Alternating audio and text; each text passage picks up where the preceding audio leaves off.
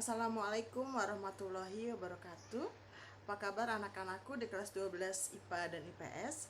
Pada hari ini Senin 10 Agustus 2020, Ibu akan membahas materi mengenai novel sejarah. Kemarin pada pertemuan sebelumnya kita pernah membahas mengenai novel teks cerita sejarah. Tapi sebelum kita berlanjut ke materi hari ini, kita berdoa terlebih dahulu. Berdoa dimulai. Berdoa selesai. Anak-anakku, teks cerita sejarah pada pertemuan sebelumnya kita pernah membahas itu. Apa itu teks cerita sejarah? Apa saja struktur teks cerita sejarah? Nanti dibuka lagi bukunya sambil menjawab pertanyaan Ibu. Kita ke materi hari ini dengan kompetensi dasar, yaitu menganalisis kebahasaan cerita atau novel sejarah. Kemudian menulis cerita sejarah dengan memerhatikan kebahasaan. Ya. Kemudian tujuan pembelajaran pada kali ini terhadap cerita novel, yaitu kalian nanti akan menganalisis kebahasaan cerita atau novel sejarah secara terampil, menulis secara cerita sejarah pribadi dengan memerhatikan kebahasaan dengan kreatif selama proses pembelajaran. Dan nanti kalian harus memiliki sikap percaya diri serta pantang menyerah.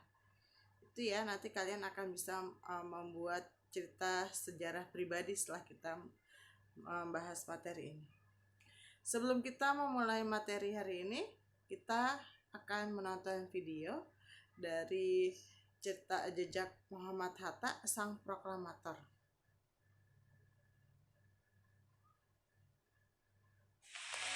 Bahwa sesungguhnya kemerdekaan itu ialah hak segala bangsa, dan oleh sebab 17 Agustus 1945.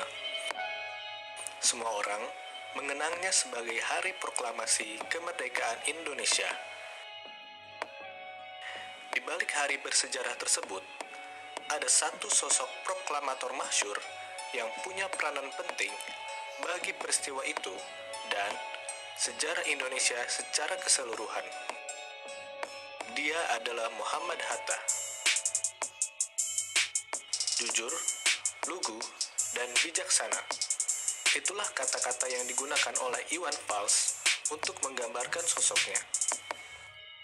Di luar itu, sebenarnya ada banyak kiprah Hatta yang menorehkan tinta emas dalam sejarah tanah air. Lalu, bagaimana jejak sang proklamator tersebut?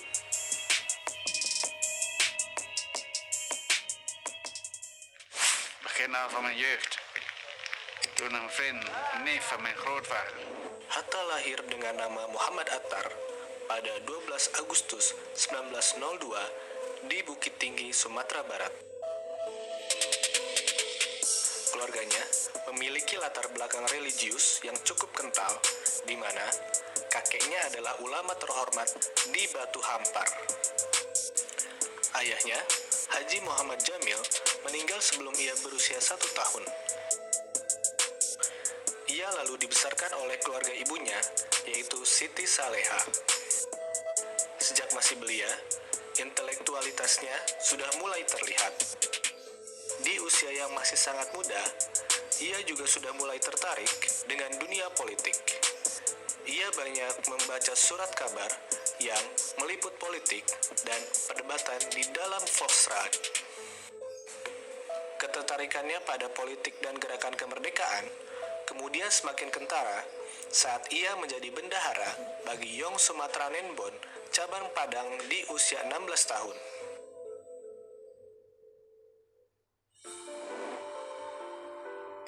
Pada tahun 1922, Hatta pergi ke Belanda untuk mengambil studi di Handels Hogeschool atau Sekolah Tinggi Bisnis Belanda. Ia mendapatkan gelar doktorandus pada tahun 1932. Selama di Belanda, Hatta muncul sebagai tokoh penting dalam organisasi nasionalis, yaitu Perhimpunan Indonesia, di mana ia menjadi bendahara pada tahun 1922 dan ketua pada tahun 1930. Aktivitas Hatta melalui organisasi tersebut dan jurnal Indonesia Merdeka membuatnya mulai diperhatikan oleh Belanda. Pada tahun 1927, ia ditahan oleh Belanda bersama dengan 4 aktivis Perhimpunan Indonesia lainnya. Ia menolak berbagai tuduhan Belanda melalui pidatonya yang fenomenal, Indonesia Merdeka. Saat Hatta kembali ke Indonesia pada Juli 1932, ia menjadi salah satu tokoh nasionalis paling berpengaruh di dalam negeri. Bersama Sultan Syahrir, ia menggerakkan Pendidikan Nasional Indonesia atau kerap dikenal sebagai PNI baru. Sayangnya, sikap Belanda di Indonesia ternyata lebih keras ketimbang di negara asalnya.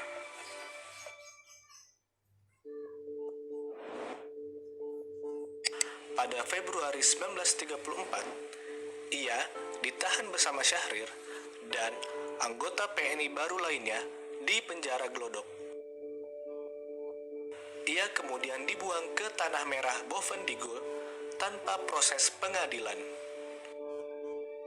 Bersama Syahrir, Hatta lalu dipindahkan ke Banda Neira pada tahun 1936, di mana ia bertemu dengan 2 tokoh lain, yaitu Cipto Mangunkusumo dan Iwa Kusuma Sumantri. Di masa pendudukan Jepang, Hatta dianggap sebagai tokoh yang terlalu berpengaruh, sehingga mereka memilih untuk tidak menentangnya terlalu jauh. Hatta memang memilih berkooperasi dengan Jepang, tetapi ia menggunakan posisinya untuk meningkatkan semangat nasionalisme dengan kemerdekaan sebagai tujuannya. Selama pendudukan Jepang, ia menjadi wakil ketua dari Putra, anggota BPUPKI, dan juga PPKI. Seiring dengan revolusi masyarakat Indonesia yang tak terbendung, Hatta bersama Soekarno tampil sebagai pemimpin utama gerakan tersebut. Akhirnya, pada tanggal 17 Agustus 1945, ia menjadi salah satu proklamator kemerdekaan Indonesia.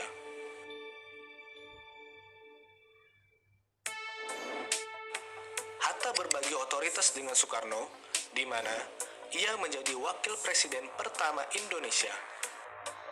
Selama 5 tahun pertama, mereka saling membagi tugas dan bekerja secara harmonis untuk negara yang masih sangat muda. Herbert Faith menggambarkan Hatta sebagai sosok administrator, intelijen, terlatih dalam ekonomi dan analisis sosial, serta manuver organisasi.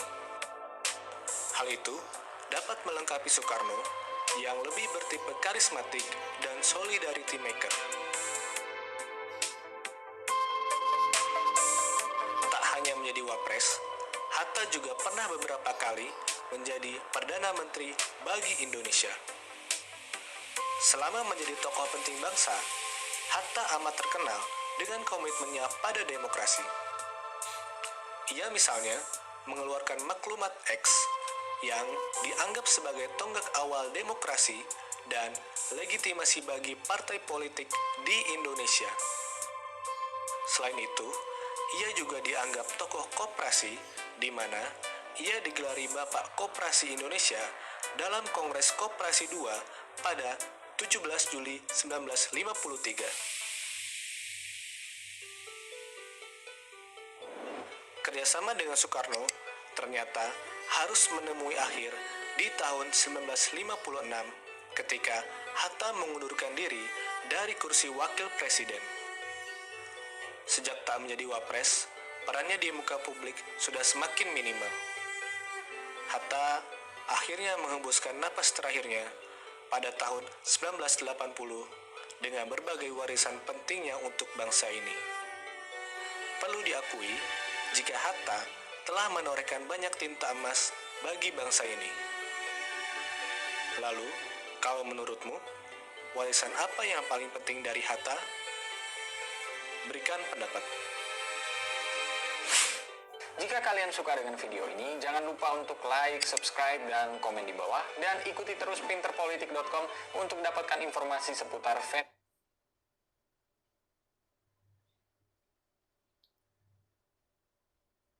Ya, ini ya, kita setelah membahas ini.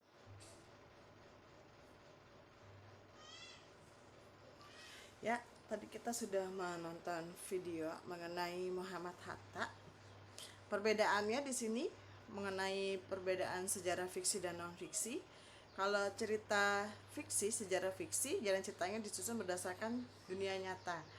Gambaran kehidupan batin seorang tokoh lebih dalam, kemudian pengembangan karakter tokoh tidak sepenuhnya terungkap, menyajikan kehidupan sesuai pandangan pengarang. Kalau non-fiksi, tersusun oleh fakta yang objektif, kemudian gambaran kehidupan tokoh ditulis lebih lengkap berdasarkan fakta, menyajikan kehidupan sesuai data dan fakta.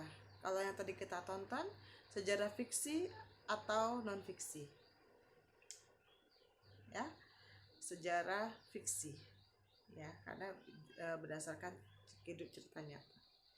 Baiklah, selanjutnya kita akan membahas ke materi yang akan kita bahas nanti, kaidah kebahasan novel sejarah. Yang pertama, menggunakan banyak kalimat bermakna lampau. Peristiwa yang sudah terjadi itu ada kata telah biasanya. Contohnya di sini prajurit-prajurit yang telah diperintahkan membersihkan gedung bekas asrama. Kalau dari video tadi kita bisa ngambil kata telahnya di mana? Ketika Muhammad Hatta telah mengundurkan diri sebagai wakil presiden, itu bisa diambil. Kemudian yang kedua, banyak menggunakan kata yang menyatakan urutan waktu atau konjungsi kronologis temporal. Kita pernah bahas ini di kelas 11. Katanya seperti sejak saat itu, setelah itu, mula-mula, kemudian. Kalau dari teks tadi video yang kita tonton, setelah kemerdekaan Indonesia itu ada kata setelahnya. Kemudian yang ketiga, menggunakan kata kerja yang menggambarkan suatu tindakan atau kata kerja material. Contohnya, dia mulai tertarik pada politik. Nah, di sini ada kata kerja materialnya, subjeknya dikenai pekerjaan. Kemudian Hatta pergi ke Belanda dan mendapatkan gelar doktorandus. Nah, ini contohnya. Selanjutnya, yang keempat, banyak menggunakan kata kerja yang menunjukkan kalimat tak langsung sebagai cara menciptakan tuturan seseorang tokoh oleh pengarang. Misalnya, ada kata mengatakan, bahwa, menciptakan, tentang, menurut, mengungkapkan, menanyakan, menyatakan, menuturkan, dan lain halnya. Kata kerja tak langsung. Kalau dari video tersebut, Hatta dan Insinyur Soekarno menyatakan kemerdekaan RI. Itu ada kata. Jadi mengucapkan bahwa kemerdekaan itu ialah hak segala bangsa. Ada kata bahwa di sini. Yang kelima, banyak menggunakan kata kerja yang menyatakan sesuatu yang dipikirkan atau dirasakan oleh tokoh. Kata kerja mental di sini. Misalnya, merasakan, menginginkan, mengharapkan, mendambakan, menganggap. Contohnya, Hatta telah menorehkan goresan tinta emas di sini. Menorehkan. Nanti kalian bisa buat contoh yang lainnya. Selanjutnya, yang keenam, menggunakan banyak dialog. Tanda kutip ya, tandanya sebelum ada kalimatnya ada tanda kutip, kemudian tutup kutip. Biasanya kalau tuturan langsung seperti itu. Tadi kita lihat contohnya tidak ada ya, karena di dalamnya hanya ada prolog menceritakan si Muhammad Hatta-nya. Yang ketujuh, menggunakan kata-kata sifat atau descriptive language untuk menggambarkan tokoh, tempat, atau suasana. Contoh, Hatta dilahirkan di Sumatera Barat. Kemudian, sejak masih muda, intelektualitasnya sudah tertarik dengan politik. Pada tahun 1922, Hatta mengambil studi ke Belanda. Ini kata kerjanya menggambarkan tokoh, tempat, suasananya, kata sifat. Ya. Selanjutnya, nanti kalau ada pertanyaan silahkan ke Google Classroom di kolom komentar ke Ibu. Tugas dari Ibu hari ini, buatlah cerita sejarah tentang dirimu dengan memerhatikan kebahasaan yang tadi kita bahas. Contohnya ini ada biografi singkat. Nanti buat di buku tulismu, kamu ambil fotomu yang paling bagus, kemudian kamu tempel, kemudian di sebelah kanannya kamu tulis di situ biografi singkat tentang dirimu, ya, cerita sejarah tentang dirimu. Nama kamu siapa, kamu dilahirkan di mana, kedua orang tua kamu siapa, keturunan dari mana, kemudian sekolah kamu boleh dari TK, SD, SMP boleh, kemudian hobi kamu apa gitu, kemudian apa yang sudah kamu kerjakan di usiamu sekarang, apa saja yang sudah kamu kamu gapai, prestasi apa boleh disampaikan di situ, kegiatan apa yang pernah kamu raih, prestasi apa yang membanggakan orang tua kamu, boleh moto hidup dimasukkan di situ, boleh hobi, boleh kesukaan, kebiasaan, atau teman-temanmu di situ boleh dimasukkan di situ. Jadi apa yang paling menonjol di diri kamu tuliskan di situ. Jadi menceritakan tentang dirimu, ya, dari nama panggilan, nama panjang, pokoknya nanti dibuat paragrafnya di buku tulismu. Jelas? Nanti kalau ada pertanyaan silahkan tanyakan Ibu di Google Classroom. Nanti kalau sudah, kalian kirimkan ke Google Classroom, ya.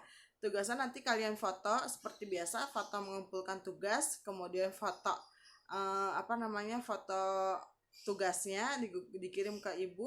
Nanti akan Ibu berikan feedback nilai berapa nilainya, apa yang salah. Oke? Karena ini bulan Agustus, Hari Kemerdekaan Republik Indonesia. Tetap semangat, semoga pelajaran hari ini bermanfaat. Semoga karena kita orang Indonesia, kita cinta Indonesia. Semoga COVID-19 ini cepat berlalu. Merdeka, merdeka, merdeka. Jangan lupa like, komen, dan subscribe. Terima kasih.